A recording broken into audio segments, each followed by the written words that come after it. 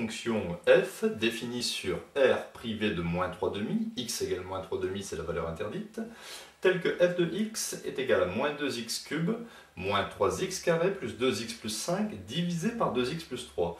Et il faut trouver trois réels ABC tels que la fonction f puisse se dissocier en trois parties, telles que f de x égale ax carré plus b plus c sur 2x plus 3.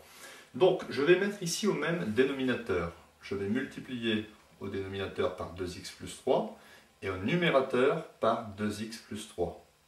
Même chose pour b, b sur 2x plus 3 et ici b multiplié par 2x plus 3. Je peux donc réécrire f de x sous la forme ax carré fois 2x me donne 2ax cube. Ax carré fois 3, 3ax carré, plus 2bx, plus 3 fois b, 3b, plus c, le tout sur le dénominateur commun, 2x plus 3. Donc, je vais rapprocher ici les deux écritures, les deux écritures de f, les dénominateurs sont communs, donc les numérateurs doivent être communs. Donc ici, je vais réorganiser un petit peu f, en écrivant x cube facteur de 2a, plus x carré facteur de 3a, plus x facteur de 2b, et il reste plus 3b plus c, le tout sur 2x plus 3. Nous pouvons donc ici identifier les coefficients, c'est-à-dire le coefficient de x cube 2a doit être égal au coefficient de x cube moins 2. Le coefficient de x carré 3a doit être égal au coefficient de x carré moins 3.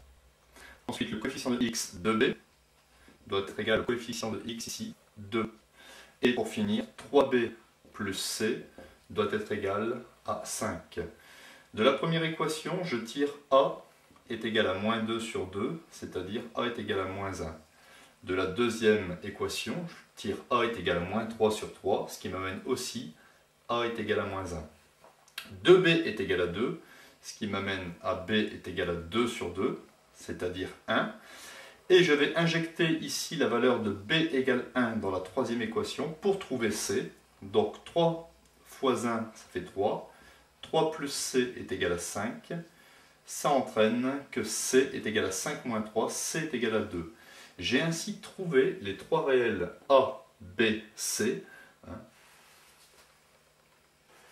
Donc, il faut maintenant réécrire au final f de x est égal à ax carré, a nous avons trouvé moins 1, donc moins x carré, b nous avons trouvé 1, donc plus 1, et c nous avons trouvé 2.